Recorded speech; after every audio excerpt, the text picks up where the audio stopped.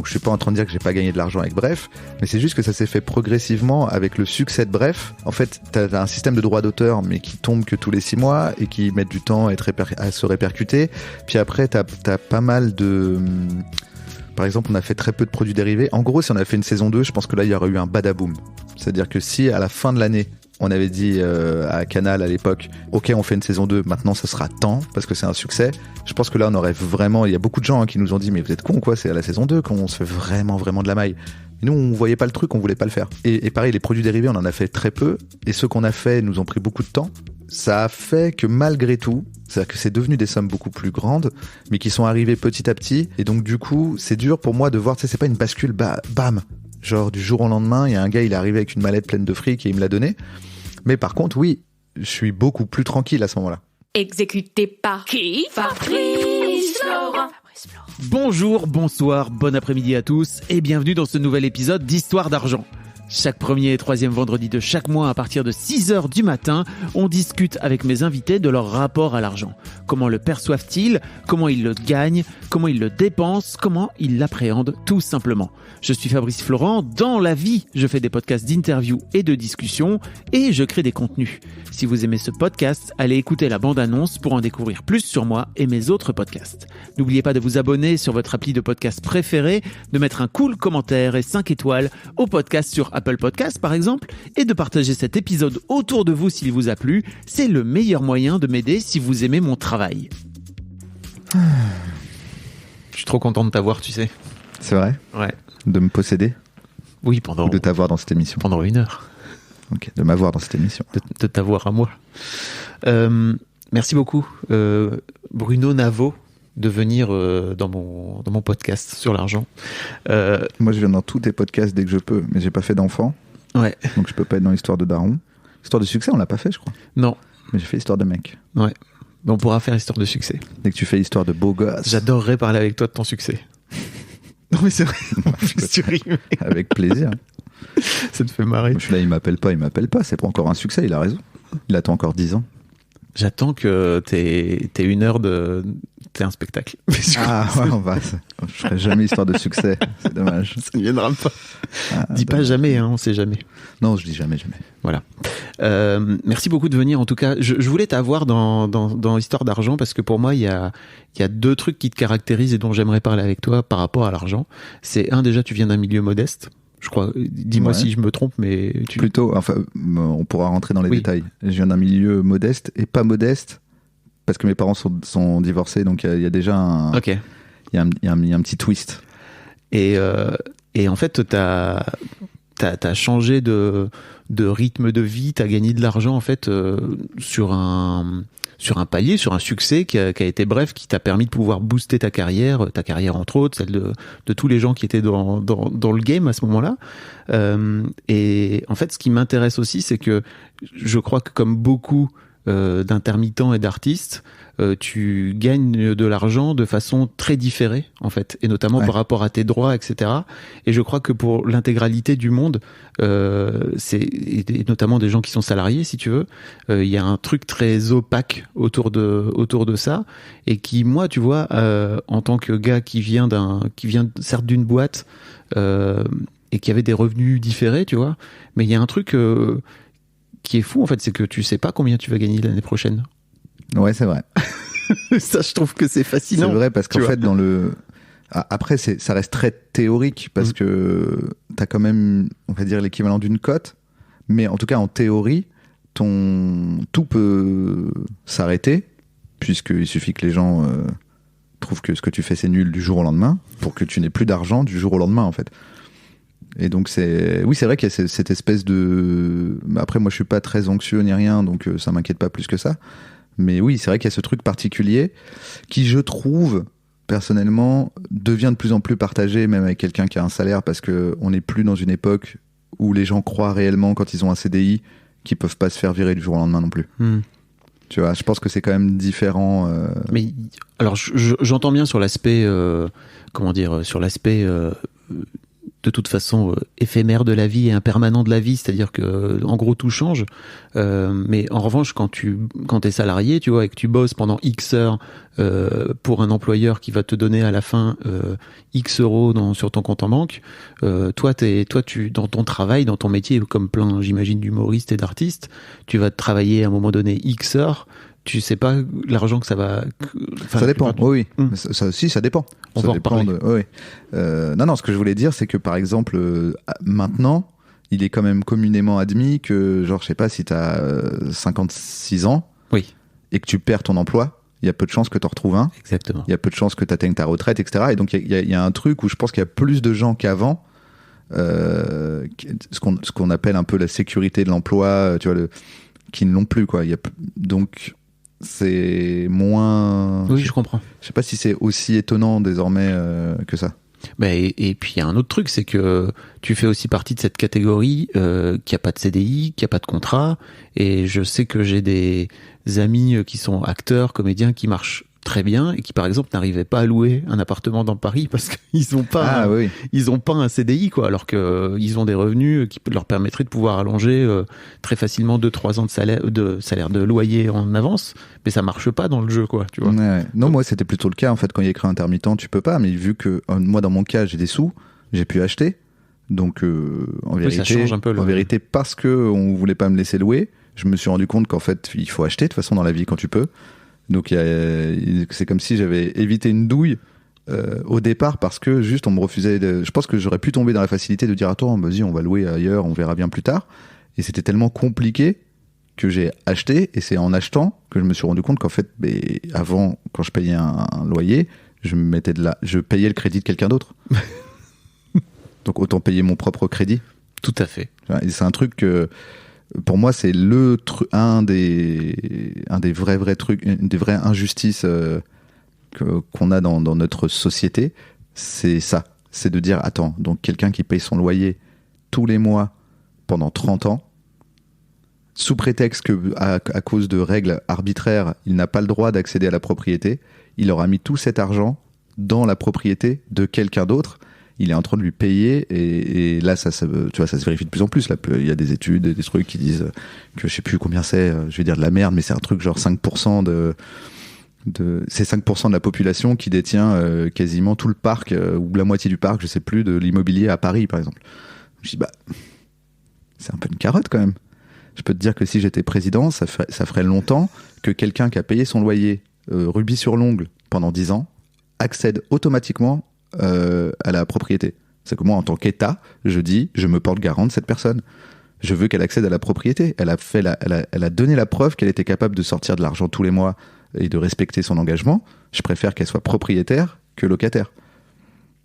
Navo 2022 ? Non. Parce que là, pour le coup, si tu veux pas faire ton heure de spectacle, c'est, je crois, beaucoup plus de travail de devenir président de la République. Ouais. Moi président. Moi président. Le truc dont je voulais te parler avant de rentrer vraiment dans l'interview, pardon, c'est que moi je pars en digression à chaque fois. Oh, c'est trop bien. Comme on se connaît, j'ai le droit, je le dis aux auditeurs. On se connaît, je suis pas en train de faire quelque chose de désagréable pour lui. Il savait à qui il se frottait et il aime bien. J'adore, de toute façon.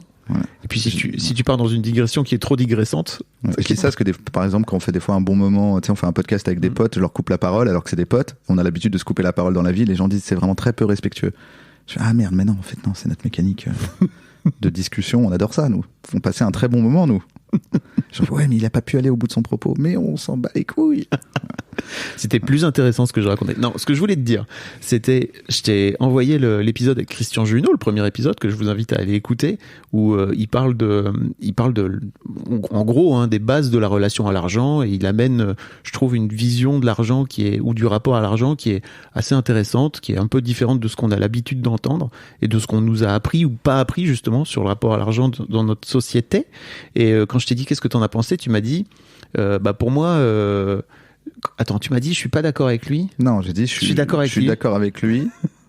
mais après c'est une blague entre nous tout le temps. Donc je précise que c'est une blague que je fais à Fab tout le temps, où ma blague c'est de toujours dire que tout est trop de droite. Ouais. Parce que Navo est trop à gauche. Ah non, mais c'est une blague de gaucho. Voilà. Mais oui, je disais, je suis d'accord avec lui, mais c'est trop de droite. Mais en fait, parce qu'en vérité, c'était pas la question. Tes questions, elles étaient pas politiques, et sa démarche, elle est pas politique. Même si sur la fin, il a commencé à parler des gens en communauté, et ça devenait limite intéressant, puisque ça commençait par commu. Ouais. Comme commune, même commune. Communisme. Non, OT, il a dit, il a pas dit ist. mais en fait, c'est juste que c'est comme si pour moi, en fait, c'est pas grave. Je dis pas qu'il fallait qu'il le fasse. Et en fait, ça n'aurait pas eu de sens de le faire. Mais dans ma tête, faut toujours mettre un disclaimer en disant les règles de ce jeu puent la merde au départ.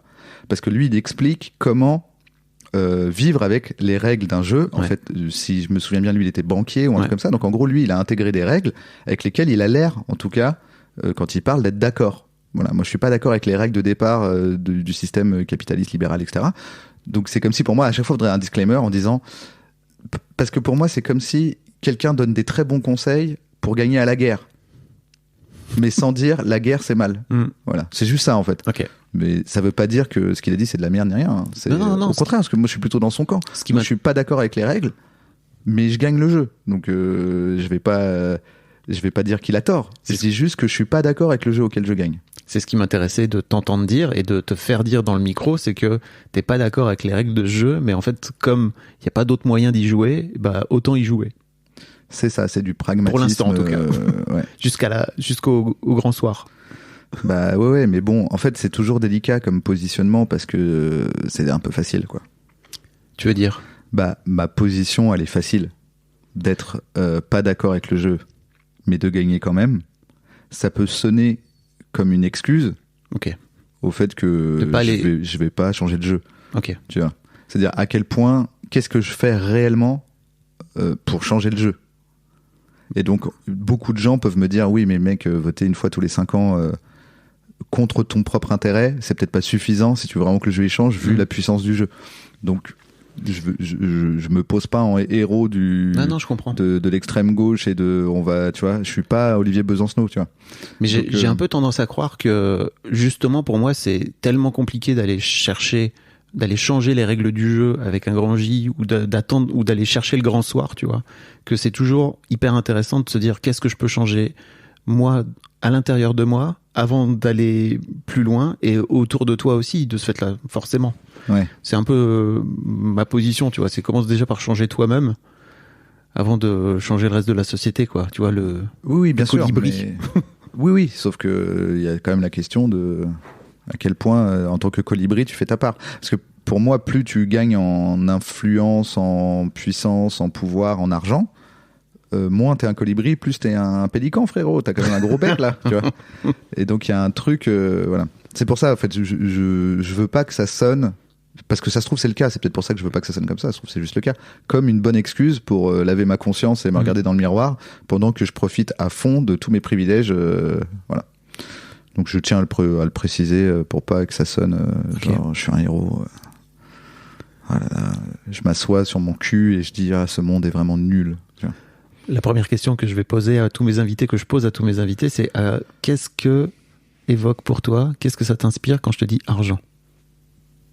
Qu'est-ce que ça m'inspire ? Je dirais argent en général. Argent. Juste moi, là, le premier truc qui me vient, domination.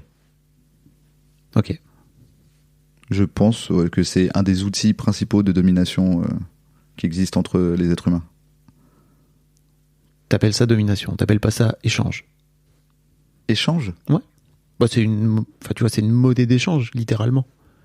Oui, mais c'est devenu un instrument de domination.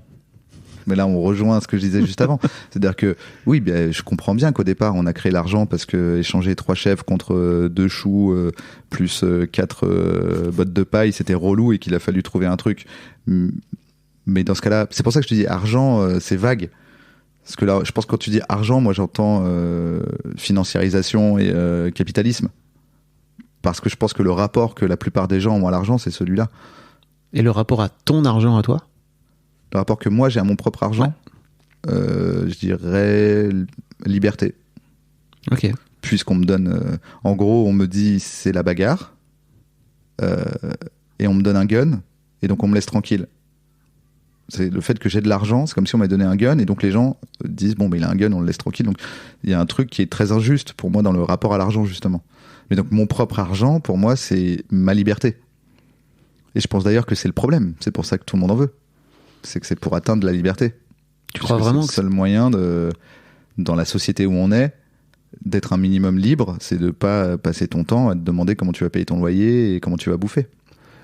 C'est un peu ce que j'espère essayer de décrypter, de démontrer, c'est que je suis pas si sûr que les gens qui ont de l'argent soient si libres.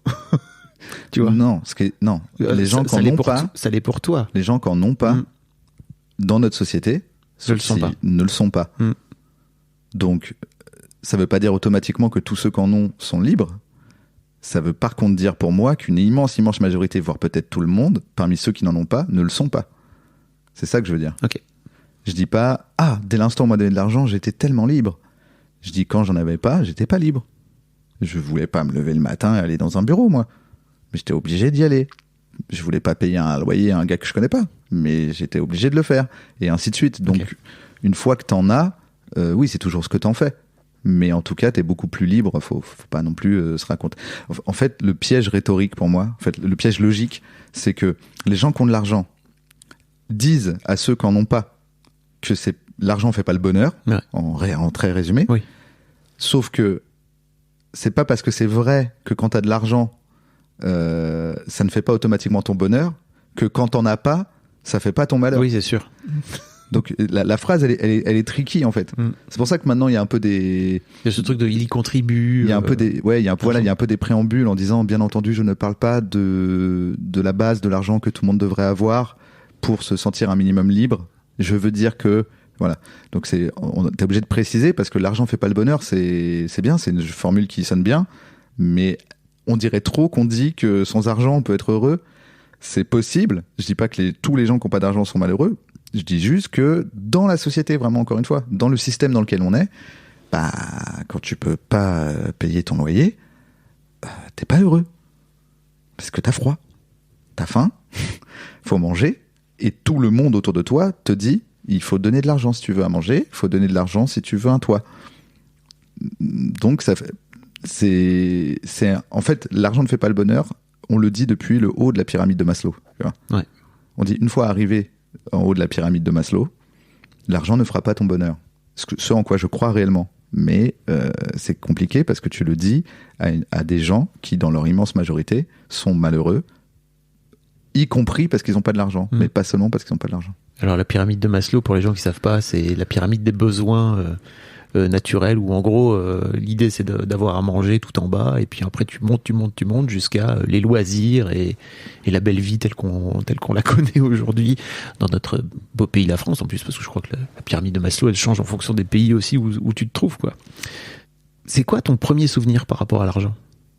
Mon premier souvenir ? Putain, j'ai aucune idée. T'as pas ? Non. Avec des petits sous et tout, là, hein ? Ah bah non, c'est bizarre, j'ai pas de... Non, j'ai pas. Du tout. Non, je trouve rien. C'est peut-être parce que l'argent n'a jamais été une question dans ma famille. Ok. Est-ce que tu peux développer ça, par exemple ? Parce que ça dit quelque chose. En gros, moi, j'ai été élevé par ma mère qui avait pas beaucoup d'argent. Mais c'était pas un problème, tu vois. C'était pas la question. C'était quoi la question, alors ? La question, c'est est-ce qu'on se tape des barres ? Est-ce qu'on est bien ? Est-ce que t'es content ? Comment ça s'est passé à l'école ? Et donc, du coup, j'arrive pas à avoir un souvenir de... Parce que c'est quoi un premier souvenir C'est quoi ton premier souvenir par rapport à l'argent ? Moi, si ça m'inspire, désolé, je retourne l'interview, mais c'est pour voir... Pour moi, mon premier souvenir par rapport à l'argent, c'était mon père qui revient d'une mission, tu vois, et il a eu 600 francs de frais de déplacement, tu vois, donc des sous en plus qu'il a gagné, et il nous a chacun donné un billet de 200 à mon frère et à ma sœur. Et en fait, ce billet-là, je l'avais mis dans un petit portefeuille, je sais pas quel âge j'avais, genre 6-7 ans, et je l'ai gardé pendant des années, mais vraiment des années. Je crois que je l'ai gardé pendant 10 ans, jusqu'à m'acheter un truc où vraiment j'étais trop content de m'acheter un truc avec mes 200 francs, tu vois. Ah ouais, genre tu les as mis de côté, quoi. Ça en dit long, tu vois, sur mon rapport à l'argent, quoi, tu vois, déjà de base. En fait, c'est marrant, ça me rappelle un truc, ça, par contre, qui, on va dire, peut être comme un premier souvenir par rapport à l'argent. c'est que en fait j'avais zéro conscience parce que ma mère a toujours essayé de nous épargner le problème des problèmes d'argent. Ouais. En fait, ça veut dire que on était quand même, elle arrivait toujours à se débrouiller, elle était beaucoup dans le sacrifice, donc il y avait des espèces d'échéances qui paraissaient logiques mais qui n'avaient pas de rapport avec l'argent. Par exemple, je veux une console, ouais mais t'attends Noël, tu vois. Ah oui, elle Bah, te en disait vérité, pas. Maintenant avec le recul, je me dis bon, elle mettait de l'argent de côté tous les mois Ok. en se disant putain, faut que j'arrive à leur sortir leur putain de console à Noël parce qu'ils veulent une console. Ouais. Elle te disait pas, elle le transformait pas en. Elle ne sait pas, non mais On n'a c'est pas trop d'argent. cher. Voilà. Elle m'a jamais dit c'est trop cher. Mm. Et Ce qui est du hyper, coup, ce qui est hyper intéressant, si je puis me permettre. Parce que ça. bah disons que je pense que ouais c'est ça, c'est qu'il y avait quand même une partie un peu sacrificielle. Après bon c'est pour ça que je dis c'est compliqué parce qu'il y a mon père de l'autre côté, donc je pense qu'il participait et lui avait plus d'argent. Mais du coup moi la manière dont j'étais éduqué, c'était pas une question l'argent en fait. C'était vraiment l'idée, c'était une idée de tout ce qu'on a c'est à nous tous, on partage, on est bien, voilà. Et donc du coup justement là ce que tu me racontes ça me rappelle le moment où j'ai compris qu'en fait peut-être qu'elle Elle ramait un peu. ouais putain je fais l'américain j'arrive pas à ramer voilà je veux dire struggle j'arrive pas à trouver le truc c'est quand t'es Se bagarrer un peu avec c'est l'argent. qu'en fait à un moment elle a trouvé un travail et elle a ramené une Game Boy random à un jour qui n'avait pas de lien, c'était pas Noël, c'était pas un anniversaire, en disant bah comme j'ai trouvé ce nouveau travail et tout, les enfants, bonne nouvelle, j'ai pu vous acheter une Game Boy. Et c'est la première fois qu'elle établissait un lien entre ce qu'on pouvait avoir nous et ce qu'elle avait elle par rapport à le travail qu'elle pouvait avoir. Donc c'est marrant, ça m'a rappelé ça. Ok. Le côté, il revenait d'une mission, il a ramené 600 francs. Moi, c'est genre un jour, elle a ramené une Game Boy, mais c'était random. Et c'est marrant parce que maintenant, je m'en souviens vraiment. J'étais chez ma grand-mère et tout. Tout d'un coup, elle arrive et dit bonne nouvelle, il y a une Game Boy. Et ça m'avait marqué parce que je m'étais dit ah ok, avant, elle pouvait pas acheter une Game Boy en fait. Là, il s'est passé quelque chose dans sa vie. Genre, il y a eu un événement où elle a trouvé du travail et donc elle peut nous acheter une Game Boy. Et c'est tellement une bonne nouvelle qu'elle ait trouvé ce travail qu'elle s'est dit ah je vais leur acheter la Game Boy quoi. Et c'est là que j'ai fait un lien. Je pense que c'est la première fois que j'ai fait un lien entre le fait que, en tant qu'enfant, moi on était des enfants plutôt protégés des affres de la société. En fait, alors qu'on savait qu'il y avait des pauvres, c'est vrai qu'elle nous parlait des pauvres, mais genre c'était pas nous, tu vois. Nous, on était... En fait, j'avais là toujours l'impression d'être le plus riche des pauvres. Moi, j'étais dans un milieu vraiment populaire. Ouais. J'étais en banlieue, dans le 93 et tout. Mais il y avait des gens tellement pauvres là où j'étais. Et moi, comme il y avait mon père qui ramenait un peu de sous, même s'ils étaient séparés, bon, il filait une pension, qu'en fait, j'étais le plus riche des pauvres, moi. Mais quand j'y repense maintenant, je me dis, ce qui me rendait riche, c'est que j'avais l'équivalent de 50 centimes d'euros ou 1 euro pour le goûter. Oui. Tu vois, j'avais pas un bout de pain avec un carré de chocolat. Moi, j'avais le droit d'aller au distributeur mettre une pièce en sortant du collège pour prendre un goûter. Et j'en donnais à tout le monde parce que tout le monde disait waouh, frérot, t'as une pièce de 10 francs. T'as une pièce de 10 francs. T'as 10 francs. Tous les jours, t'as 10 francs. Et donc, moi, j'étais saucé. Enfin, pas saucé, mais j'étais content parce qu'apparemment, j'étais le plus riche des pauvres. Quoi. Oui.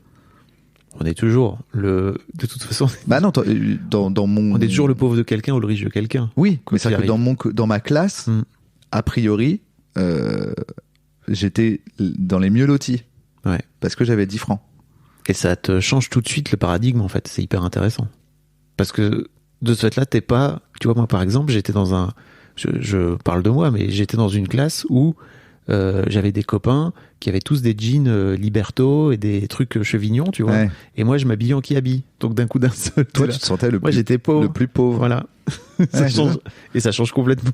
Ouais. Je me suis rendu compte qu'on était pauvre très tard, en fait. Et quand tu. Enfin, pauvre. Enfin, si pauvre, selon mes critères actuels. Oui. Enfin, pauvre. Parce qu'en fait, ça sonne toujours bizarre, pauvre. C'est pas pauvre. J'aime pas le mot pauvre. Ah, t'aimes pas le mot pauvre ? Non. Ah, parce que tu veux. Mais. Classe populaire. Financièrement parlant, tu veux dire ? Oui, non, mais c'est ça. C'est parce qu'en fait, quand on dit les pauvres, ils ne sont définis que par l'argent qu'ils n'ont pas. Ok. En fait, ça m'embête le terme pauvre, parce qu'en gros, on définit une personne par un truc qu'elle ne possède pas et pas par tout ce qu'elle a autrement. C'est pour ça que souvent on va plutôt, tu vois, dans un discours par exemple politique ou on va plutôt dire les classes populaires parce qu'en fait ça sous-entend qu'il y a toute une culture et qu'il y a tout un voilà. Donc il faut que j'arrête de dire pauvre. J'étais pauvre au sens, pour moi en tant qu'enfant, de l'image que tu as d'un pauvre, je me sentais pas pauvre. Oui. Mais moi, là, maintenant, en tant que moi-même. On parle d'argent ici, tu vois. Donc après, de toute façon, vu où t'es arrivé, on en reparlera. On s'imagine bien que tes parents avaient plein d'autres ressources que juste l'argent, et notamment ta mère. Donc je n'étais pas pauvre. Merci. C'était une classe populaire. Tout à fait. Mais oui, je voulais te demander et de ce fait-là, quand t'allais chez ton père, est-ce que tu la sentais quand t'étais môme, tu vois, cette différence de comment ça se passait pour toi, tu vois, cette différence de revenus ou cette différence d'argent, tu l'as ressenti quand t'étais gamin? Ouais, justement, c'est-à-dire que moi, mon père, du coup, je le voyais comme vraiment. En fait, c'était un profil tellement différent que c'était assez frappant, en fait. C'est que lui, tout reposait sur l'argent et sur le fait qu'on sache qu'il a de l'argent. Je pense même pas qu'il était si riche que ça. Comme quoi, c'est encore toujours une question d'échelle. Mais en fait, c'est un peu. En fait, je voyais bien que lui, à ma place dans le collège, être le plus riche des pauvres, c'était important. S'il avait été à ma place dans le collège, il aurait dit: vous avez vu, les gars, j'ai 10 francs là. Qui fait quoi là? Qui applaudit le gars qui a 10 francs là? Je les ai, les 10 francs. Tu vois. Et en fait, je me suis un peu construit en opposition à ce truc-là. Lui, je pense qu'il a ce truc-là parce que c'est un immigré italien qui arrivait avec que dalle, il est arrivé en slip et qui s'est fait tout seul, et que pour lui, du coup, c'est une espèce de revanche qu'il a pris sur la vie. Donc du coup, c'est pas un jugement que j'ai sur lui, c'est juste ça me correspond pas du tout. En fait, c'est une attitude qui me convient pas. Mais je pense que lui, il a ce truc, cette espèce de revanche permanente à prendre où il veut montrer aux gens qu'il a des sous. Voilà. Et donc du coup, quand j'allais chez mon père, je voyais une différence, quoi, parce que il était le gars qui veut absolument. En fait, il est très généreux, mais il veut que ça se sache. Oui. C'est pas que généreux. Ouais. Mais ça reste généreux. Oui. Donc en fait, c'est intéressant parce que tu vois, ma mère était très généreuse et il faut pas que ça se sache. Mon père était généreux et il fallait que ça se sache. Mais les deux étaient généreux. Pour des raisons différentes. Mais au final, sa générosité à mon père, ça reste une générosité, tu vois. Donc c'est pour ça que j'ai ce truc où je me dis, tu sais, quand on dit ouais, c'est ça, elle va faire des puits en Afrique, mais c'est pour se faire mousser. J'ai tendance plutôt à dire ouais, mais en attendant, elle a fait un puits en Afrique. Alors que toi, t'es sur ton cul à dire ouais, elle se la raconte. Alors ça, on va le savoir, hein, qu'elle allait creuser un puits en Afrique. Elle en parle tous les jours. Je fais, écoute, si ça lui fait plaisir que tout le monde le sache, en attendant, elle a quand même fait un puits en Afrique. Donc oui, dans l'idéal, il faut Mère Teresa. Et encore, Mère Teresa, elle est connue. Ça se trouve, elle était dosée d'être connue. Je sais pas. On sait pas. Mais elle a quand même fait quelque chose. Ouais, je comprends. Et toi, comment tu t'es construit par rapport à ça? Donc toi, t'étais plutôt du côté de... Enfin, tu t'es construit en opposition, tu disais, par rapport au côté un peu show-off de ton père, c'est ça? Ouais. En fait, c'est juste, j'en ai pas ressenti le besoin, quoi. Ok. Je ressens pas le besoin. C'est pour ça que faut vraiment qu'à un moment je change de veste, là, parce que depuis que tu me connais, j'ai cette veste. C'est genre, j'ai pas trop, je suis pas très show-off, quoi. Et c'est pas par peur qu'on m'en veuille d'être riche ni rien. C'est juste que je vois pas trop le point, en fait. Ça m'alimente pas. Je comprends, hein, je vois des gens autour de moi, c'est important pour eux qu'on sache qu'ils ont réussi, qu'on sache qu'ils ont la belle... Mais j'ai pas trop ce truc-là, quoi. Ok. Comment tu t'es... En fait, moi, ce qui m'intéresse, c'est vraiment de parler avec toi aussi de cette bascule, tu vois. À un moment donné, t'étais... donc t'as bossé dans un cabinet, c'est ça Oui, j'étais dans un bureau. T'étais dans un bureau. J'avais pistonné. Mon beau-frère qui m'avait pistonné chez des notaires. T'étais parti pour avoir... C'était intéressant d'ailleurs, parce que du coup, pour le coup, en termes d'argent, les notaires, on est vraiment sur, je pense, des gens qui de père en fils, en père en fils, en fille, se transmettent de génération en génération une espèce de statut social comment dire, des espèces d'entremetteurs d'argent, de gens qui connaissent, qui comprennent l'argent et qui le font passer de main en main. Enfin, tu vois, ils ont vraiment une vision. Et donc, du coup, d'être au contact de ces gens-là, j'étais là, ah ouais, waouh. Alors, pour le coup, là, c'est très à droite pour de vrai, sans la blague.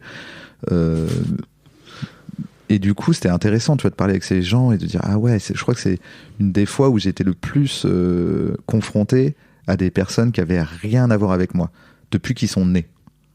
Tu vois, c'est un mec de mon âge de l'époque, il était déjà clerc de notaire parce que papa l'avait mis chez machin en prenant le fils de machin en échange, tu vois, ils s'échangent un peu leurs enfants. Et moi, j'étais là, je regardais, je voyais leur vision de la vie. qui étaient beaucoup influencés par leur culture, etc., par là où ils avaient grandi, en fait, leur milieu. Et c'était vraiment des gens complètement différents, en fait. Et ça, c'est un côté... Tu comprends un peu les Républicains en France, UMP et LR. Ouais. Il y a un peu ce truc-là, en fait. Tu dis, c'est un peu la droite... la France est une belle nation. La droite gaulliste, quoi, c'est ça? Ouais, un peu, sauf que ça a été un peu dévoyé. J'ai l'impression que gaulliste ne peut rien dire maintenant, mais genre le côté. La droite républicaine. Ouais, vraiment, la droite, on est content d'être la France, on est un peu chauvin, la France d'abord. Tu vois, il y a un peu un truc sans être ultra raciste, tu vois, mais plus. Ouais, patriote. Ouais, un peu patriote, un peu chauvin, un peu capitaliste, enfin beaucoup capitaliste, mais pas forcément dans la finance, tu vois. Genre la finance, tu sais, ils sont un peu à l'ancienne, quoi. Ils font des cousinades où ils sont sur des bateaux, mais enfin, tu vois, il y a un truc, c'est intéressant comme milieu. Puis c'est moins le capitaliste, je trouve, que l'idée de patrimoine. C'est ça, il y a un truc, ouais, c'est ça. Le patrimoine. Le patrimoine, tu vois, c'est vraiment avec papa qui te donne des sous pour investir dans l'immobilier, pour, tu vois, où il va vraiment te dire t'es complètement con, achète pas une bagnole. Ça perd en cote, d'abord t'investis dans l'immobilier, tu vois. Donc il y a un peu ce truc, c'était intéressant d'être au contact de ces gens parce que c'était un milieu qui était vraiment complètement différent du mien. Et de celui de ma mère et celui de mon père, tu vois. On n'était pas... Mon père, ça va être toute proportion gardée et sans tomber dans toutes les malversations, un profil à la Tapi, tu vois, le profil, hein, tu vois, le truc que les gens voient quand ils voient Tapi, ceux qui aiment bien Tapi, ils disent ouais, il s'est fait tout seul, c'était un gamin de la rue et il a réussi à monter des entreprises, voilà. Mon père, c'est plus ce profil-là. Ma mère, c'est vraiment Arlette Laguiller, tu vois. C'est vraiment, bon, voilà, c'est prolo, un jour prolo toujours, avec même un peu la détestation de ce qu'est l'argent et de ce que ça représente. Et là, c'était encore une autre catégorie, je trouve, qui était vraiment, où limite, t'arrives pas trop à leur en vouloir, parce que tu te dis, mais il est né là-dedans, lui, en fait. Il est né là-dedans, il est jamais sorti, c'est pas ce que c'est. Mon milieu, il n'y est jamais allé, mais il n'aimait pas aller. Au mieux, il a vu la haine. Tu vois, mais il n'a aucune idée de quoi on parle. Et donc, vu que j'étais assez jeune, c'était quand même frappant de voir un monde aussi différent et de voir à quel point il est vraiment déconnecté, en fait. De dire, ah ouais, il y a vraiment deux mondes. Là, c'est vraiment totalement imperméable, quoi. Et c'est marrant, enfin, oui, bon, on va en reparler, mais ça m'intéresse de voir avec toi, en fait, le moment où tu gagnes de l'argent avec Bref. Enfin, tu vois, je crois qu'il y a un moment de bascule dans ta vie. Ouais. Où avant, peut-être je me trompe, hein, tu vois, mais j'ai l'impression qu'avant, en fait, je vais caricaturer, mais en gros, c'est un hobby, tu vois, de faire des blagues. Alors peut-être avant Bref, quand même. Ouais. Mais en gros, c'est un hobby de faire des blagues, et qu'en fait, à un moment donné, quand Bref arrive, t'as l'ouverture de tas de portes, en fait, qui étaient beaucoup plus compliquées à ouvrir avant, et qui te permettent aussi de pouvoir, je crois, gagner de l'argent assez rapidement, quoi. Je caricature un peu. Non, je vois ce que tu veux dire, mais c'est quoi la question? Ce qui m'intéresse, c'est plutôt l'aspect de bascule, c'est-à-dire comment tu fais pour te retrouver du jour au lendemain avec avec de l'argent sur ton compte comme ça qui tombe, alors que jusque-là, tu gagnais pas vraiment ta vie avec tes blagues, quoi. Tu gagnais peut-être un peu ta vie avec tes blagues déjà. Tu bossais avec Shirley. C'est pour ça que en fait, ça s'est quand même fait assez graduellement. Ça s'est fait graduellement, mais effectivement, il y a un moment où il y a une bascule, mais qui est un peu plus progressive que ce qu'on imagine, parce qu'en fait, Bref, on l'a quand même fait en mettant tout dans le projet et en arrêtant au bout d'une saison. Donc, je suis pas en train de dire que j'ai pas gagné de l'argent avec Bref, mais c'est juste que ça s'est fait progressivement avec le succès de Bref. C'est-à-dire, entre la première partie, parce que ça s'est fait en deux parties, de la première saison et la deuxième saison, là, il y a eu une bascule. En fait, t'as un système de droit d'auteur, mais qui tombe que tous les 6 mois et qui met du temps à se répercuter. Puis après, t'as pas mal de... Par exemple, on a fait très peu de produits dérivés. En gros, si on avait fait une saison 2, je pense que là, il y aurait eu un badaboom. C'est-à-dire que si, à la fin de l'année, on avait dit à Canal, à l'époque, ok, on fait une saison 2, maintenant ça sera tant, parce que c'est un succès. Je pense que là, on aurait vraiment... Il y a beaucoup de gens qui nous ont dit, mais vous êtes cons, quoi, c'est à la saison 2 qu'on se fait vraiment, vraiment de la maille. Mais nous, on voyait pas le truc, on voulait pas le faire. Et donc, du coup, et pareil, les produits dérivés, on en a fait très peu, et ceux qu'on a fait nous ont pris beaucoup de temps. Tu vois, quand on fait le bouquin bref, moi je suis dessus tous les jours.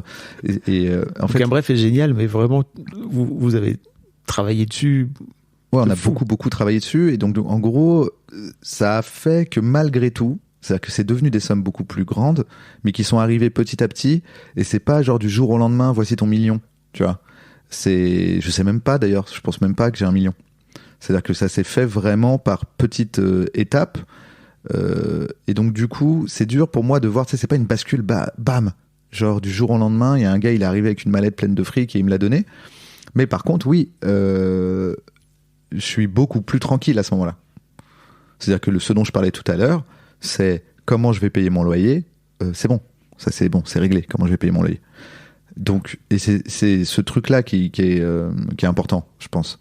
Plus que la somme exacte, je pense que la bascule, elle est importante sur le loyer. C'est le moment où tu te dis... et en fait, il y a pas mal d'auteurs, d'humoristes, de gens dans ce type de métier qui le disent. Ils disent, en fait, ce qui se passe, c'est que quoi qu'il arrive toute ta vie, ce que tu fais, c'est que tu prends combien ça te coûte un mois dans ta vie, tu prends la somme que tu as sur ton compte, tu divises, et tu sais que tu as ce temps-là devant toi. Et la course, c'est comme la course de ton curseur YouTube contre le téléchargement de YouTube. Tu sais, quand tu vois le rouge qui court après le gris, ton but, c'est que le rouge, il dépasse jamais le gris, sinon t'es en buffering et tu tombes. Voilà. Tu dis, merde, je peux plus avancer. Ma vie vient de faire pause parce que j'ai téléchargé moins d'argent que la vitesse à laquelle je le regarde. Et donc, du coup, il y a un peu ce truc-là qui se met en place, qui devient une façon différente d'aborder l'argent par rapport à ce qu'on disait tout à l'heure, avoir un salaire. C'est que tout d'un coup, tu dis, ma vie coûte tant, je prends la somme que j'ai sur mon compte, je divise, si je touche plus rien, je tiens 6 mois ou je tiens 1 an. Donc pendant ces 6 mois et ces 1 an, il faut que je retravaille pour repousser l'échéance et ainsi de suite, tu vois. Et comme malgré tout ton niveau de vie il augmente puisque tu as des sous, bah, tu as une phase où tu attends de voir jusqu'où va monter ton niveau de vie. Parce que moi j'en ai vu des gens, quand ils commencent à gagner de l'argent, en fait tout d'un coup, bah, t'as de l'espace pour voir c'est quoi ton vrai niveau de vie. Si là t'as argent infini, c'est quoi ton niveau de vie au quotidien? Est-ce que tu veux acheter des Rolls tous les mois, prendre des jets, et donc ton niveau de vie il est très haut? Quel est ton niveau de vie? Donc moi j'ai eu la réponse à quel est mon niveau de vie, qui tenait assez bien avec l'argent que j'avais, en me disant ok, j'ai toujours, quand ça va très bien, j'ai 3 ans devant moi, quand ça va un peu moins bien, genre période Covid, etc., j'ai 1 an et demi devant moi. Ok, c'est cool. Donc c'est pour ça que j'ai du mal à répondre à ta question sur la bascule, parce que c'est pas vraiment une bascule en fait. Ouais, je comprends.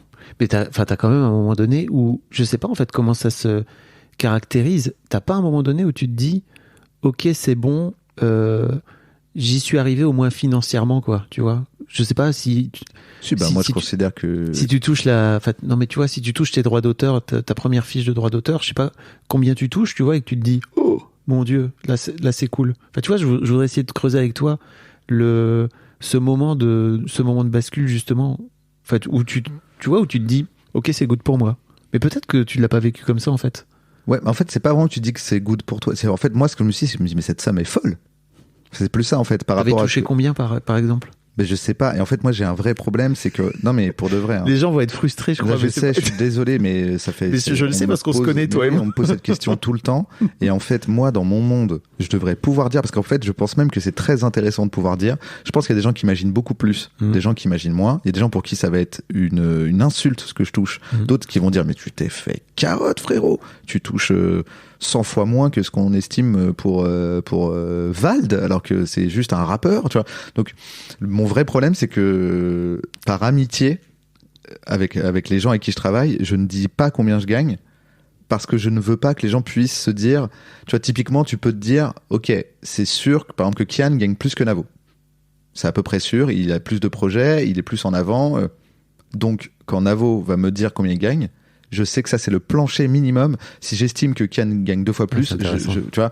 Et en gros, c'est une vraie discussion que j'ai eue avec les gens qui m'entourent, puisque je travaille avec des gens et que ces gens sont connus, qui est, nous, on veut pas dire combien on gagne. Donc, si tu dis combien tu gagnes, les gens vont deviner combien on gagne. Ça en dit long aussi sur le rapport qu'on a à l'argent, tu vois, aujourd'hui. Et pour moi, ça entretient un peu le fantasme, justement. Disons que comme moi, ça me dérangerait pas d'être la preuve de ce que j'avance, qui est que ce monde n'a aucun sens et que je devrais pas je devrais pas toucher autant, je devrais pas toucher fois quoi que ce soit de ce que touche un éboueur, par exemple.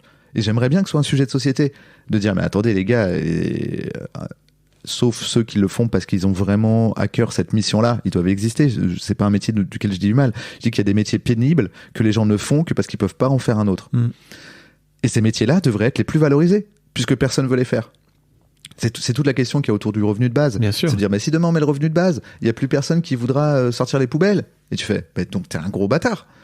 T'as donc conscience que la personne qui sort les poubelles, elle veut pas le faire. Elle le fait que parce que c'est la seule chose qu'elle a pour toucher de l'argent. Et toi, ça te va comme système. Moi, ça me va pas.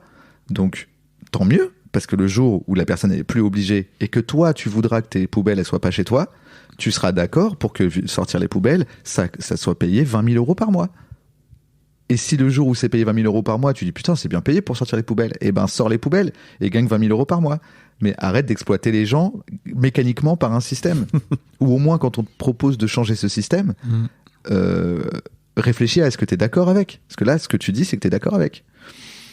Tout ça pour dire que du coup, moi, ça ne me dérangerait pas d'être la preuve vivante de ce que j'avance, mais ça dérange les autres gens autour de moi parce qu'ils n'avancent pas forcément les mêmes choses. Et quand vous en parlez, qu'est-ce que c'est quoi le débat en fait? C'est plutôt, il vaut mieux pas trop parler des sommes à quel point? Parce que c'est délirant ou ça te coupe du public, c'est ça? Je sais pas trop. Ok. Je sais pas trop pourquoi, mais je respecte. Et en fait, c'est surtout les autres le font pas. Alors justement, donc, j'allais t'en parler. Moi, j'ai vu Boun Aimin sur scène. Je sais pas si t'as vu ce qu'il fait là dernièrement, mais lui, il parle des impôts qu'il a payés. Ouais. Et donc ça donne pas son revenu, mais tu peux. Donc il raconte, il dit ouvertement sur scène que d'ailleurs, j'espère l'avoir bientôt dans mon podcast, on en parlera. Mais tu vois, il dit, moi j'ai payé 164 000 euros d'impôts cette année, c'est énorme. Il dit mais ça veut dire que j'ai gagné beaucoup d'argent, donc tu vois, il est un peu dans ce truc-là. Mais il dit mais moi, au nom de ça, j'aimerais bien pouvoir dire un petit peu. Enfin, tu vois, genre les infirmiers, l'hôpital. Enfin, j'aimerais bien avoir mon mot à dire parce qu'en gros, je suis investisseur dans le truc. Quoi. Oui, c'est ça. Il a ce raisonnement de dire j'ai mis de l'argent, donc j'aime pas que mon argent. En fait, c'est toujours délicat parce que, en gros, la personne qui met plus d'argent, elle voudrait avoir son mot à dire, et donc, voilà, je rentre dans un truc un peu relou. Mais en gros, elle a son mot à dire puisqu'elle a une voix. Mais donc, ce que sous-entend cette personne, c'est qu'elle mériterait d'avoir plus de voix parce qu'elle a mis plus d'argent. Mais bon courage si on fait ça. Bah oui, ça marche jamais. Parce que tu vas voir que politiquement, tu vas pas t'y retrouver, mon pote. Bah oui. Mais donc, souvent, les gens, Boun, que j'imagine plutôt humaniste, je le situe à gauche, qui dit ça, il a raison, puisqu'il est dans un gouvernement de droite. Mais donc, si c'est parce que tu as mis plus d'argent que tu vas avoir ton mot à dire, sache qu'il y a des gens qui payent des millions d'euros d'impôts. Bien sûr. Et qui n'ont qu'une voix aussi quand ils votent. Et c'est tant mieux. Parce que si on leur donnait 2 millions de voix et que toi, t'en as que 130 000, 160 000, on perdrait encore plus, en fait. Ouais, je suis d'accord. Mais oui, après, je comprends ce truc de quand tu payes des impôts, c'est encore plus énervant que politiquement, ce soit pas ce que tu veux. Parce que t'as vraiment l'impression de donner... Mais bon, c'est l'esprit américain, quoi. Les Américains, ils sont plutôt dans une tendance où ils disent, venez, on paye le moins d'impôts possible, et les milliardaires, ils donnent l'argent à ce qu'ils veulent. Et quand on fait ça, bah, les gens, ils préfèrent réparer le toit de Notre-Dame que de sortir les gens de la rue. Donc tu dis, bon, c'est pas idéal. Tu m'as perdu. Non, tu vois pas ce que je veux dire? Si, bien sûr. Okay. Si, c'est juste... J'essaie de reboucler avec le sujet. Ok, donc... Donc oui, désolé, je peux pas dire combien je gagne. Oui. Si un jour je fais un projet tout seul et qui me rapporte de l'argent... Que tu montes voilà, un spectacle. Par exemple, je dirais avec plaisir. Je pense que ça me ferait plaisir. Là, le problème, c'est que j'emmène des gens avec moi qui n'ont rien demandé. Bien sûr. Tu vois. J'aimerais en fait qu'on parle aussi de... Et là, je sais pas si on rentre dans ta vie perso, tu vas me le dire, mais t'as placé ta maman dans un EHPAD. Ouais. Si tu veux, on coupera. Tu me diras. Tu m'as dit un truc génial, c'est que tu m'en as parlé en fait. Donc ta maman est dans un EHPAD, tu la finances, tu finances cet EHPAD. Ouais. Je sais pas si tu veux en parler publiquement. Si, ça dépend ce que tu vas me demander. Mais en fait, tu m'as dit un truc génial. Déjà, tu m'as dit le prix. Je sais pas si tu as envie de dire le prix, mais c'est beaucoup d'argent, tu vois. Ouais. C'est de voir où tu vas. Oui. Ouais. Parce que là, maintenant, tu m'as mis le doute. T'as dit, on peut couper, hein. Je suis là, mais qu'est-ce qu'il va me dire? Il m'a jamais dit on peut couper, Fab. Non, parce qu'en fait c'est perso, c'est sur ta vie perso, tu vois, donc j'ai pas envie de dévoiler un truc qu'on s'est raconté dans le cadre, dans un cadre perso, tu vois. Ok, oui, d'accord, ok. Tu m'as dit deux trucs, tu m'as dit... respecte le off, t'es un vrai bon journaliste. C'est important. Ceci dit, ça m'a donné des billes quand même, donc je me permets d'en profiter.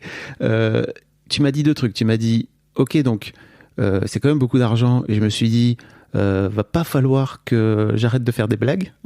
T'as fait une blague en mode putain, ça me met quand même une forme de pression par rapport au travail que je dois fournir, quoi.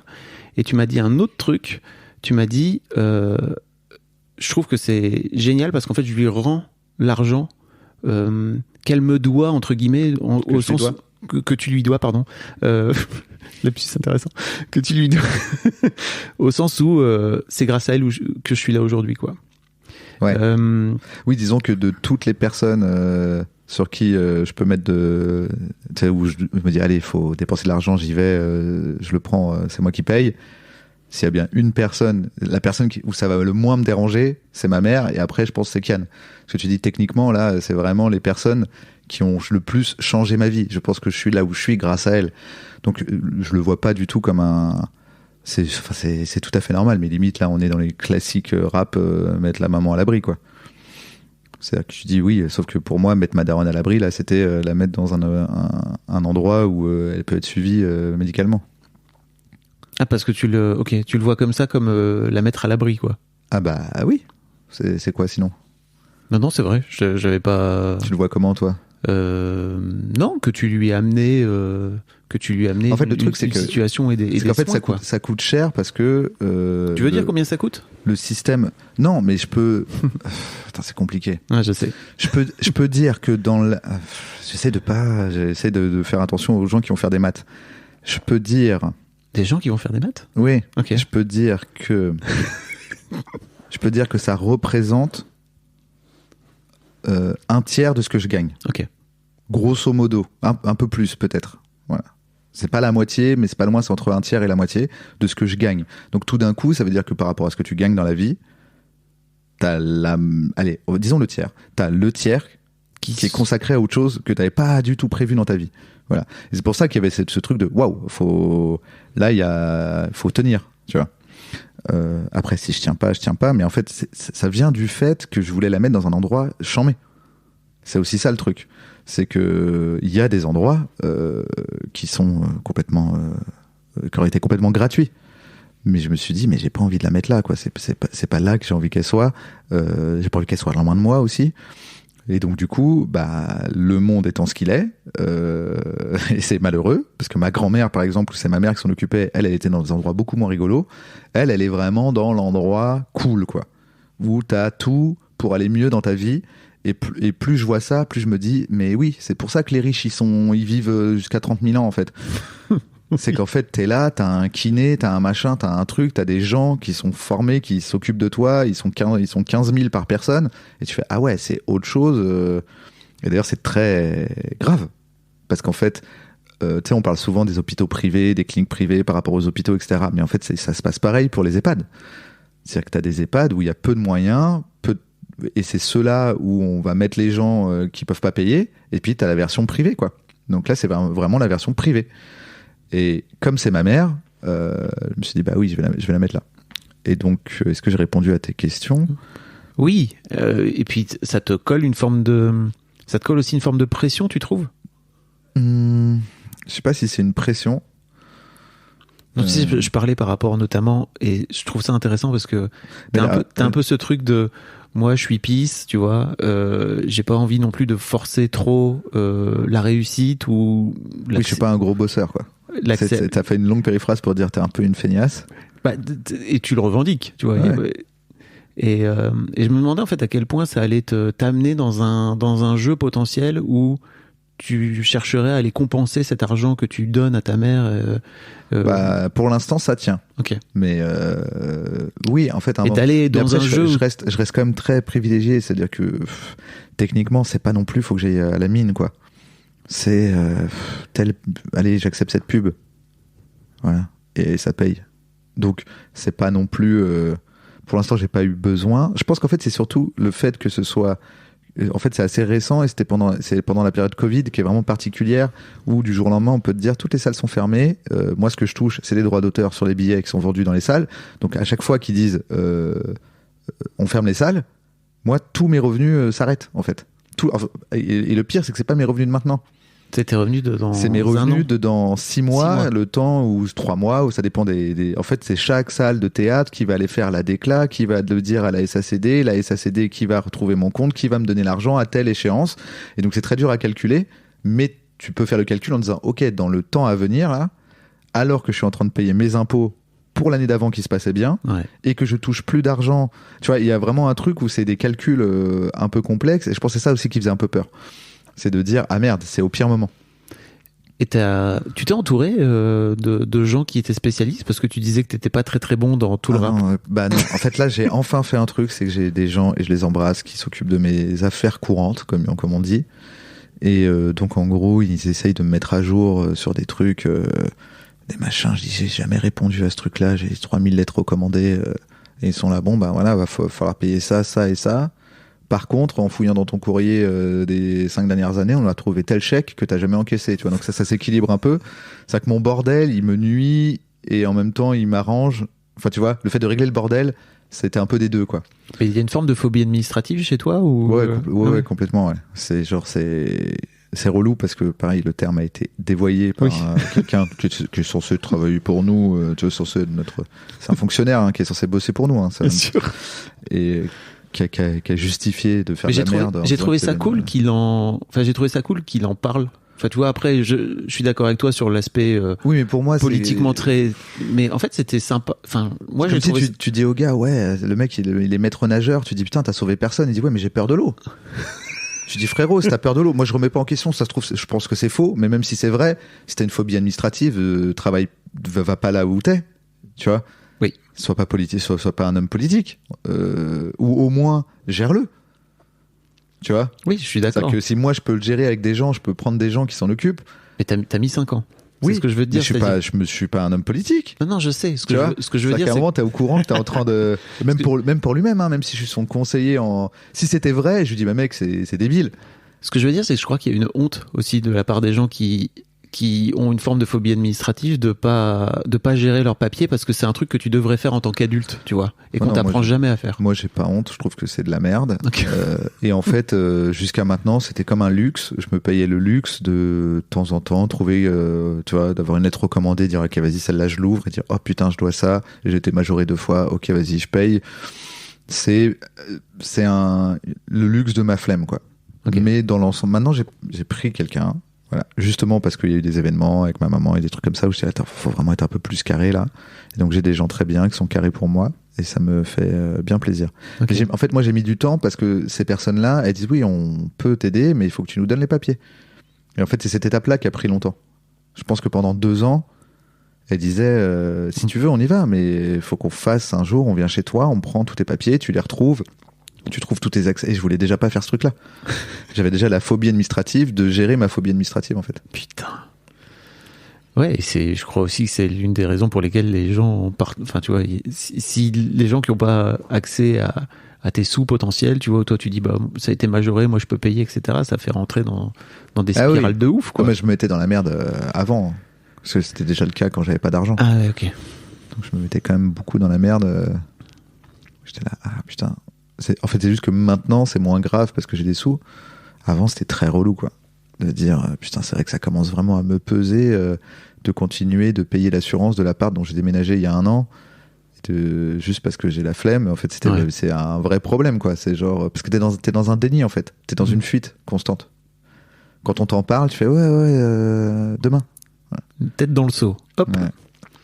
Ça m'intéresse. Il y a un truc qui m'intéresse aussi, et je crois que ça intéresse beaucoup de gens, c'est la façon dont tu es rémunéré quand tu fais des blagues avec des auteurs, avec des humoristes, tu vois. Ouais. Donc là, t'es co-auteur ou t'es auteur, je sais pas. Comment ça marche ? Est-ce que t'es rémunéré X centimes d'euros la blague ? Tu vois ce que je veux dire ou pas ? En fait, déjà, c'est. Est-ce que tu le sais ? Je suis pas comment dire ? T'es pas un technicien ? Non, mais c'est différent pour plein de gens. C'est moi, dans ma manière de fonctionner, ce qui se passe, c'est que je demande jamais rien au départ. Alors qu'il y en a dans ma position qui demandent. Je considère que puisque j'ai des sous et que donc je suis pas dans le besoin, j'ai pas besoin d'imposer à la personne de me faire une avance. À sa prod ou à la personne en question. Ce qui me permet de bosser, y compris avec des humoristes qui n'ont pas forcément la surface financière de me payer.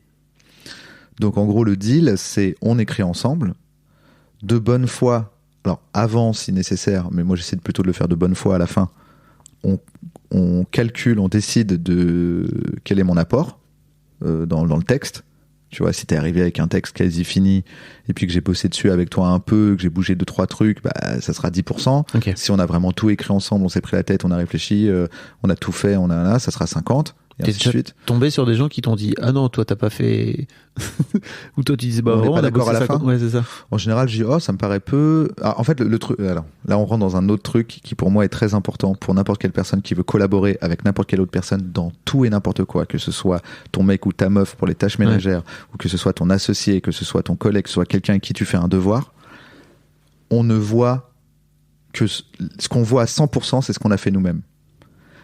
Tu ne vois jamais 100% du travail que l'autre a effectué. Et donc, il faut comprendre qu'à chaque fois qu'il y a une discussion autour de ça, il faut trouver le bon équilibre parce que tu seras toujours persuadé d'avoir travaillé plus. Et d'ailleurs, il y a eu des études là-dessus.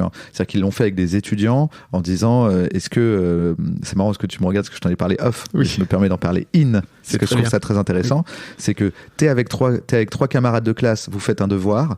À la fin, on vous demande qui a fourni quoi dans le devoir. Le total fera toujours plus de 100%. Tu vois, vous êtes 4, les 4 vont dire 30%. J'ai fait 30% du devoir. Les autres, à eux 3, ils ont fait que 70%. Et donc à la fin, je dis, c'est fou, parce que ça fait 120%, ils sont les 20%. C'est que c'est logique, tu ne vois que le travail que toi t'as fourni à 100%. Les autres, tu vois que de façon parcellaire. Donc j'essaie de garder ça en tête, parce que par exemple, ça peut m'arriver de considérer, ça m'est arrivé récemment, je bosse avec quelqu'un, et je me dis, oh là, je dois être à 40%. Voilà, allez, 35%. Et puis, quand il m'annonce le truc, en fait, il y avait quelqu'un d'autre. Quoi ? Il y avait quelqu'un d'autre qui a bossé avant. Et donc, lui, dans son calcul, il se dit, attends, moi, ce que j'ai apporté, en gros, ce que lui, il m'a apporté comme base de travail, c'était déjà quelque chose qu'il avait divisé, lui, dans sa tête. Sauf que lui, il fait son calcul global à la fin. T'étais pas au courant. Il dit, machin m'a apporté tant, et pendant 8 mois, il a bossé avec moi. Puis après, il y a Navo qui est arrivé, pendant 2-3 mois, il a bossé avec moi. Bon, allez, disons 20% chacun.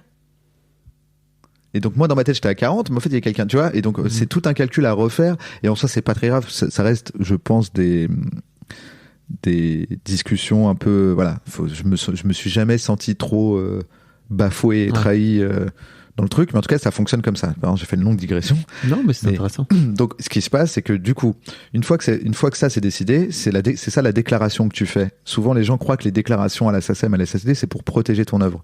Mais non, protéger une œuvre, c'est complètement autre chose. C'est se l'envoyer par la poste ou se l'envoyer par mail, faire la preuve qu'on l'a fait nous. Voilà. Ça peut passer par la SACEM et la SACD, mais c'est pas le but. C'est juste que souvent c'est une preuve, puisque le moment où tu déclares les textes. Oui. Mais en fait, ce que tu déclares à la SACD et la SACEM, qui sont comme on dit, des sociétés de répartition, tu leur dis, il y a un truc qui s'appelle AHA, voilà. AHA est écrit par machin et Navo. Navo dans AHA a fait 40%. Et donc, à chaque fois que quelqu'un en France ou à l'étranger, mais c'est plus compliqué, mais en tout cas, à chaque fois que quelqu'un va exploiter cette œuvre et que ça va générer de l'argent et qui va reverser cet argent à la SACD en disant, par exemple, je suis un théâtre ou une production, enfin en tout cas la billetterie va dire, aujourd'hui, on a diffusé, on a joué AAA, voici l'argent pour AAA qu'on est obligé de donner à la SACD. La SACD, elle est répartie. Donc, elle, toute sa vie, elle reçoit de l'argent de tous les gens des chaînes de télé, ou la SACEM, pareil, des chaînes de télé, des théâtres. Et elle dit, OK, AAA, c'est 40% pour Navo. Là, sur tel truc, il y a 100 balles. On donne 40 balles à Navo. Et c'est la somme de toutes ces répartitions qui font ce que la SACD me verse. OK. Voilà, c'est comme ça que ça fonctionne. C'est fabuleux. Voilà. Par contre, à côté, je pourrais très bien dire ouais, moi je veux bien, mais à côté de ça, je veux une note d'auteur ou je te fais une facture. Je veux aussi, là, cash maintenant, je veux que tu me donnes tant, juste pour travailler avec toi. Voilà, je pourrais faire ça, mais je le fais pas. Ok. Alors que pour ce qui est de...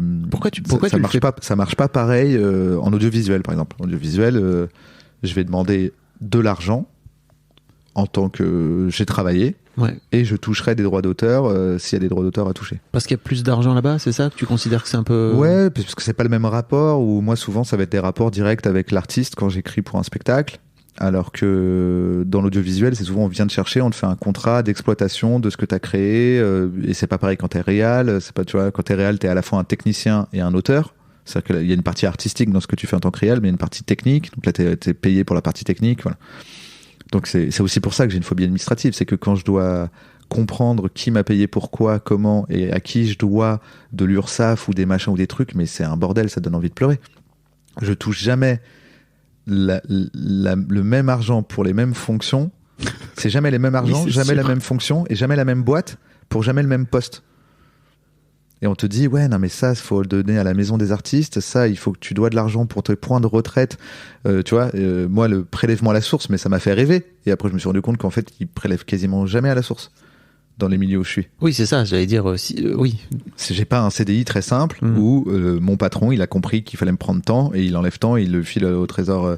Mon différentiel, il est de 3000%. Je crois ça que quand il m'envoie mon avis d'imposition, ce qui a écrit, qui a été prélevé à la source, c'est, allez, je pense que c'était 20 fois moins que ce que je devais.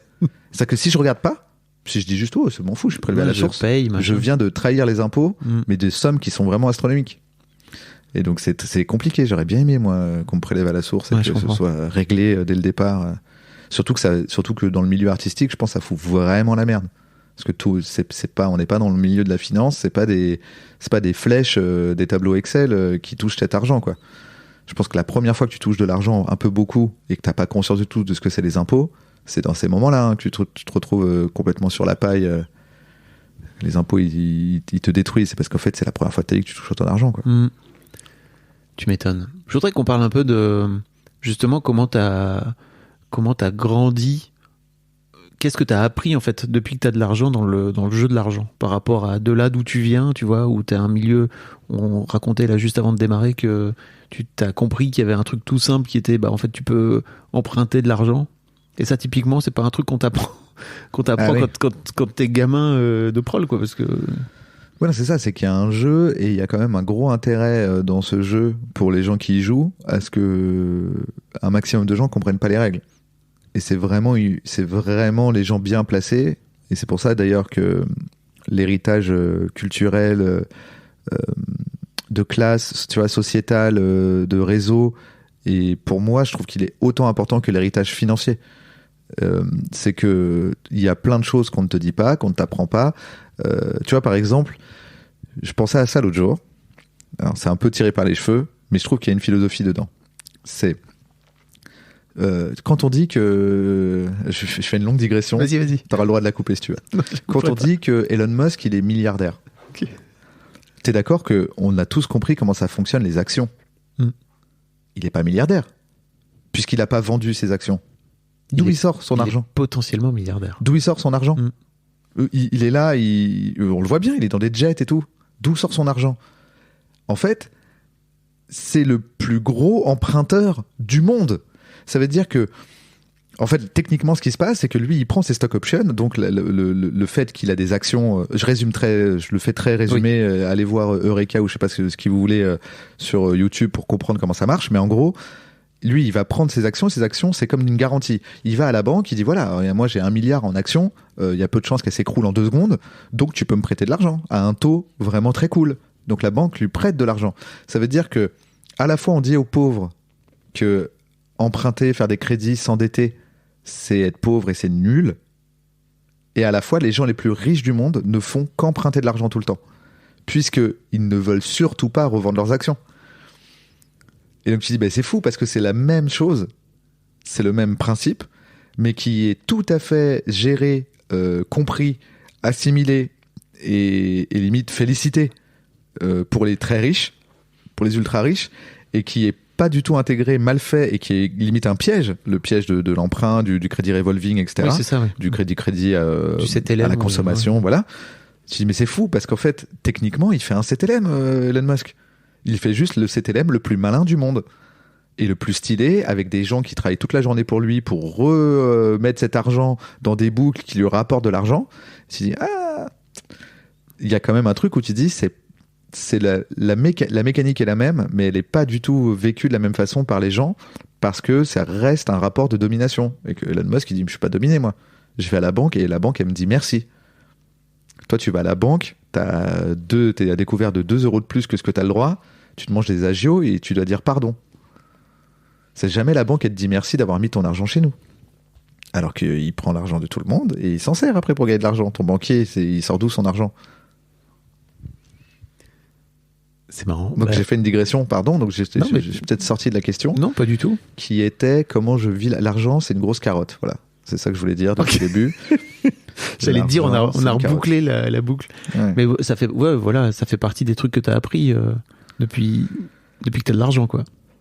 Ouais, et je sais même pas si c'est depuis que j'ai de l'argent. Je pense que c'est en 2 temps. Ça veut dire que depuis que j'ai de l'argent, je me rends compte que ça marche pas comme je croyais que ça marchait quand j'en avais pas. Mais c'est pas genre j'ai appris parce que quelqu'un a placé mon argent et m'a expliqué. C'est même pas parce que je suis rentré dans ce monde. C'est qu'en fait, tu peux comprendre ce monde même quand t'as pas d'argent. Mais ta curiosité, elle augmente au moment où t'en as et où tu commences à te demander ce que c'est exactement l'argent, parce que t'en as en fait. Tu vois ? Il y a un truc où... Parce que c'est pas tout le monde s'est mis à placer mon argent, genre il y a Elon Musk qui est venu, il m'a expliqué. C'est quand t'en as, tu te rends compte que ça ressemble pas à ce qu'on t'avait dit que c'était quand t'en avais pas. Parce qu'on te le vend comme tous tes problèmes vont se résoudre quand t'auras de l'argent, parce qu'on est bien obligé de te dire ça, parce que sinon tu vas plus travailler. On revient toujours au même problème. Après, à chaque fois, moi j'arrive, tu sais là, on me dit qu'est-ce que tu penses du sable, et j'arrive à faire une boucle et à tenir mes propos de gaucho relou. J'avais compris. Le dernier truc dont je voulais te parler, c'est en fait, on parlait tout à l'heure de patrimoine, tu vois, mais j'ai un peu l'impression que les blagues que t'écris et que les programmes que tu fais, ça crée aussi une forme de patrimoine pour toi, parce que si je me trompe pas, tu continues à toucher de l'argent de Bref, tu vois. Alors certes moins que ce que tu pouvais toucher avant, tu continues à toucher de l'argent de Bloqué, de Serge Le Mito, etc. Et ouais, c'est le principe du droit d'auteur, ouais. Ouais, c'est ça. En fait, d'ailleurs, c'est même devenu intéressant depuis qu'il y a des plateformes et tout, parce qu'avant, c'était soit une chaîne te diffuse, soit elle te diffuse pas. Alors que par exemple maintenant, quand Bref est sur YouTube, même si c'est des sommes beaucoup plus petites que quand tu passes à la télé, à chaque fois que quelqu'un regarde, tu touches un tout petit truc. Donc effectivement, il y a une espèce de patrimoine qui s'accumule petit à petit, parce que je vois bien que plus je vais avancer dans la vie, plus j'aurai fait de choses, plus si ces choses sont regardées à nouveau, je vais toucher de l'argent, et que techniquement ça peut devenir comme une rente. C'est-à-dire qu'il y a peut-être un moment où la rente devient suffisante juste par rapport à tout ce que tu as de dormant entre guillemets qui se cumule, et qui du coup devient un truc que tu touches tous les mois, quoi. Donc oui, c'est possible, et d'autant plus maintenant qu'il y a le streaming. Oui. YouTube, Netflix, ouais. Enfin, peu importe, quoi. Par exemple, avant, quand tu étais un rappeur, je dis un rappeur parce que j'aime le rap, mais un musicien, c'était tu touches de l'argent quand tu vends ton album, et après tu ne toucheras de l'argent que si tu passes à la radio ou à la télé, en droit d'auteur, si t'es le compositeur et l'auteur-compositeur du truc. Maintenant, effectivement, tu touches moins parce que tu vends moins d'albums, mais tu touches beaucoup plus longtemps. Et c'est pour ça qu'on voit, tu sais, maintenant, ils comptent le nombre d'écoutes quand ils calculent les disques d'or, les disques de platine. C'est que tu peux voir un rappeur qui devient disque de platine 10 ans plus tard. Alors, ça n'arrivait jamais avant, parce que ton album, il était vendu une fois, et puis après, il traînait, mais genre jamais tu pouvais réatteindre des scores. Là, quand t'es un rappeur et que tu ressors quelque chose, putain, je voulais dire un rappeur, pourquoi je dis un rappeur? T'es un musicien et tu ressors quelque chose. Je pense parce que j'ai la notion que le rappeur, il est quasiment toujours auteur de son truc. C'est pour ça. Parce que c'est les droits d'auteur. Ouais. Tu sors un nouvel album, ça recrée des écoutes sur ton ancien album, tu retouches de l'argent sur ton ancien album, ce qui n'était pas le cas avant. Avant, quelqu'un qui achetait un CD, il pouvait l'écouter 1 fois ou 1000 fois, ça ne changerait rien à ta vie. Là maintenant, si quelqu'un écoute 1000 fois, t'es payé 1000 fois. Beaucoup moins qu'un millième de fois malheureusement, mais t'es quand même payé, quoi. Ça, c'est ouf. Et donc, ça fait effectivement une forme de rente. Oui, parce que les blagues que tu as pu écrire, je sais pas, par exemple pour Shirley, tu vois, j'imagine que quand ça passe sur Netflix, non, c'est peut-être différent Netflix, non, c'est ça Netflix. Si, en fait, alors je sais plus, mais si, à la fin, tout le monde doit payer des droits d'auteur. C'est-à-dire qu'il y a peut-être des trucs bizarres. Netflix, je crois que c'est le cas maintenant. Il me semble que je crois que quasiment toutes les plateformes maintenant elles payent des droits, mais il y a eu une espèce de flou artistique pendant un moment. Ils se disaient, ouais, mais non, on est en Irlande. On est au Luxembourg, des trucs comme ça. Arrêtez. Si, il me semble. Mais oui, effectivement. Mais des fois, en fait, j'ai des nouvelles des copains. C'est-à-dire que je reçois la SACD, je dis, bon, il est passé sur Rire et Chanson, lui. C'est ce qui te donne le détail. Ouais. Et je touche un peu de sous et je fais, ah bah cool, il est passé sur Rire et Chanson. Mais ce sketch, on l'a écrit il y a longtemps, tu vois. Et donc je vois bien que ça se cumule parce que je me dis à la fin, même si tu touches 50 centimes par mois pour chaque truc que t'as fait, ça paraît pas beaucoup, mais le jour où t'as fait 2000 trucs, t'as déjà 1000 euros par mois qui tombent tout le temps, quoi. J'allais dire, si dans 10 tu fais ce métier depuis quand? Depuis 15 ans, c'est ça? Ouais, à peu près. Dans 15 ans de plus, tu vois, t'auras fait 2 fois plus de trucs, normalement. C'est ça. Voire même peut-être plus. Donc oui, il y a une forme de rente c'est trop intéressant. Ouais. À base de blagues. C'est ça. C'est quand même marrant, quoi. Ouais. Mais tu vois, c'est assez intéressant de se dire que, par exemple, Jean-Jacques Goldman, quand il y a une soirée spéciale Jean-Jacques Goldman, c'est une somme énorme, en fait. Alors qu'il ne fait absolument rien. Ouais. Tant mieux pour lui, hein, je dis pas que c'est. Mais ça veut dire que lui, il est là, il est posé chez lui tranquille, il met la une, il voit qu'il y a 1h30 de gens qui chantent ses chansons, soirée hommage à Goldman. Il faut, oh putain, j'en mets. Parce que 1h30 sur TF1 de SACEM, je pense, c'est quoi, c'est 80, allez, on va dire 100 minutes, j'arrondis, 100 minutes, c'est au moins 500 balles la minute. Ah ouais? Donc, au moins, je pense que ça doit même être, TF1, c'est peut-être 1000 ou 2000 balles. Bah là, il fait, bah attends, je viens de gagner 200 000 euros là. Je me suis assis sur mon canapé. Oh, il y a une soirée spéciale moi. Bon, bah, je peux acheter une bagnole de luxe. Devenez Jean-Jacques Goldman, donc. Ça, c'est. Voilà. Donc, effectivement, il y a ce rapport, voilà. Mais qui fait un peu rêver les gens. D'ailleurs, c'est marrant, c'est souvent un peu le loto des artistes qui disent, ah, tu sais, genre Patrick Hernandez ou Goldman, ils en parlent tout le temps. Ouais. T'imagines, le gars, toute sa vie, il touche de l'argent. Parce que ça, tu vois, le mec qui a écrit la musique de la pub machin, ou tu vois, c'est un peu le. C'est la martingale. Ouais, c'est le rêve des artistes de dire un jour je ferai un hit et ce hit, c'est de l'argent pour toujours, tu vois. C'est marrant. Donc oui, il y a un peu ce truc-là. C'est hyper intéressant. Est-ce qu'il y a d'autres choses sur lesquelles tu voulais rebondir sur l'argent? Je sais pas si j'étais très clair. Si, je crois que les gens un peu dans tous les gens sens. seront un peu déçus que t'aies pas donné de chiffres, tu vois, mais peu importe. Que j'ai pas, pourquoi Oui, mais. C'est un peu Est-ce que c'est si important, non? C'est ça le but de t'es pas dans c'est Capital, ton podcast? Non, mais je s'en fous de qu'est-ce que touchent les gens. En fait, je crois que l'autre truc qui est important, c'est que. Tout ce qu'il raconte ton coach, là, dans l'épisode 1, j'ai rien à foutre de ce qu'il touche. Ce qui m'intéresse, c'est son propos. Bien sur sûr. l'argent. Mais en fait, ce qui est intéressant aussi, et que je crois que ça contribue un peu au tabou, c'est qu'il n'y ait pas de chiffres, tu vois. Et c'est toujours intéressant de donner des chiffres, parce qu'en fait, les gens après se confrontent, tu vois, à des chiffres. Par exemple, le premier épisode avec Victoire, enfin donc le deuxième épisode techniquement, mais le premier épisode avec Victoire, quand j'ai dit qu'en fait elle touchait 25 000 euros mensuels, les gens ils projettent tout de suite 25 000 euros et ça les fait un peu débloquer. Et puis après ils l'entendent, tu vois. Oui, mais parler pendant longtemps. Mais parce que elle, ce qui était intéressant, c'était je suis passé de 25 000 à 4 000. Exactement. Mais moi, combien je touche, qu'est-ce que ça change? Oui, bien sûr. Non, je sais pas. En plus, pour le coup, je suis même pas en train de défendre le truc. Ça me dérangerait pas de le dire. Ouais, en fait, depuis tout à l'heure, je cherche s'il n'y a pas un truc que je peux dire, mais je ne trouve pas parce que je suis tout le temps en collab. Bah oui. Tu m'as dit un jour, tu m'as dit un truc très marrant. Tu m'as dit que t'étais derrière Kian à récupérer les petits sous qui traînaient. Je trouvais ça tellement trop. C'est pas des petits sous pour le coup. Oui, je suis dans l'appel d'air. Non, mais en fait, c'est plus en termes de projet. Moi, je suis toujours dans l'appel d'air de Kian. Kian, tant qu'il m'appelle, tout va bien, quoi. Le jour où il m'appelle plus, il faut vraiment que je trouve quelqu'un d'autre parce que je suis pas moteur du tout, moi. C'est ça le truc, c'est que je suis pas un moteur des projets. Quand tu regardes, tu dis, mais quel projet il a lancé? Aucun. Kian, il adore lancer des projets et il m'appelle pour travailler avec lui dessus. Mais moi, lancer des projets... Ça te fait pas peur, ça? Tu te dis pas un jour, putain, peut-être qu'il faudrait que je lance un jour un projet, moi? Je sais pas, ça me saoule un peu, j'ai pas la motive, mais bon, si un jour je suis obligé. Je veux dire, c'est pour ça que je disais, quand tu parlais là du risque et de machin, c'est que il peut y avoir, alors moi j'en ai rarement, et parfois j'ai des potes autour de moi qui en ont, donc je les rassure, Ça peut m'arriver d'en avoir. Là. Quand j'ai eu le coup de ma mère et tout, j'ai eu un moment de, tu sais, tu paniques un peu. Et en fait, je me dis, non mais attends, c'est pas du jour au lendemain, il va falloir que j'aille travailler dans un bureau. C'est, bon, je vais devoir accepter un projet qui était sympa sans plus pour plein de sous. Tu vois ? C'est-à-dire qu'en fait, là, le luxe que je me paye, mais Aurel dit ça dans son dernier album, c'est que, en gros, tu payes en ne prenant pas de l'argent une forme de vision que tu as de ce que tu as envie que ce soit ta carrière et ton intégrité, en nous disant non, je vais pas faire une pub cochonou, ça m'intéresse pas, ça va pas m'amuser, je vais pas m'épanouir dedans. Et il se trouve que je suis dans une situation financière suffisamment bonne pour ne pas avoir à le faire.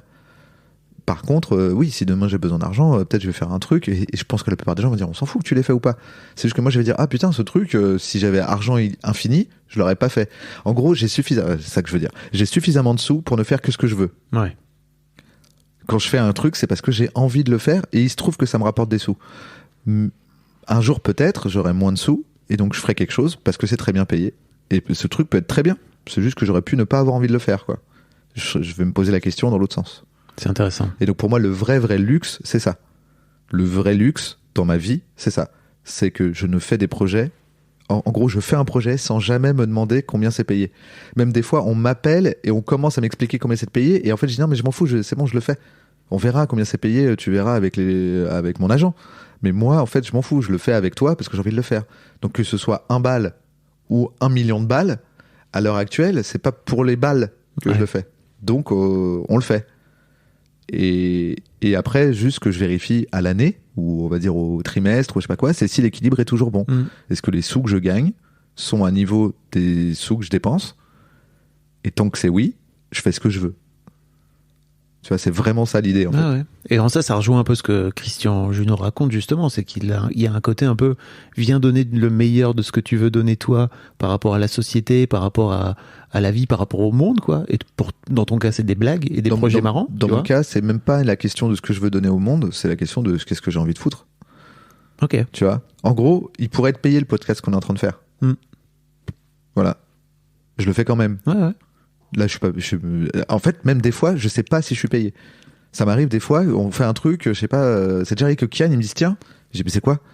Il dit bah c'est ce truc-là. Je fais ah c'était payé. Tu vois, parce qu'en fait, tant que j'ai l'équilibre, c'est une question que j'ai pas envie de me poser, et pour moi c'est la vraie liberté. C'est pour ça que je disais c'est ma liberté, c'est l'argent. C'est cette liberté-là. C'est que je n'ai pas, et j'ai un train de vie qui n'est pas trop élevé par rapport à la situation. On va dire, je suis un transfuge de classe, mais dans ma classe, je suis pas si dépensé que ça par rapport à d'autres gens.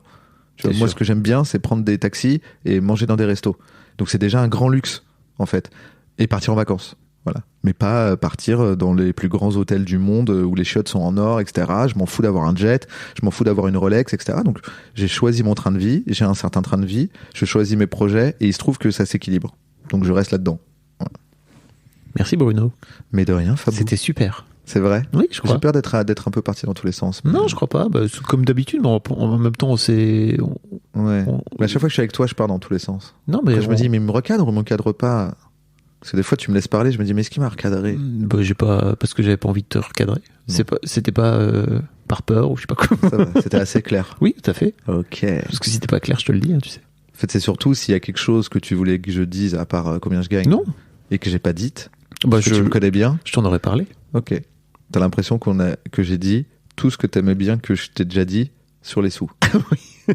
Et d'autres choses dont on n'avait jamais parlé, pour le coup. Mais en tout cas, ce qui t'a fait te dire. Oui, ça pourrait être intéressant. Tu l'as eu. Je l'ai. Ah, ce que j'ai peur, parce qu'on a déjà fait des interviews où c'est parti complètement en l'air et après tu dis, mais il n'y a rien dedans, putain, c'est ce qu'on a fait. Non, mais t'as parlé de toi et c'était cool. Ok. Merci beaucoup. Au revoir les amis. Salut.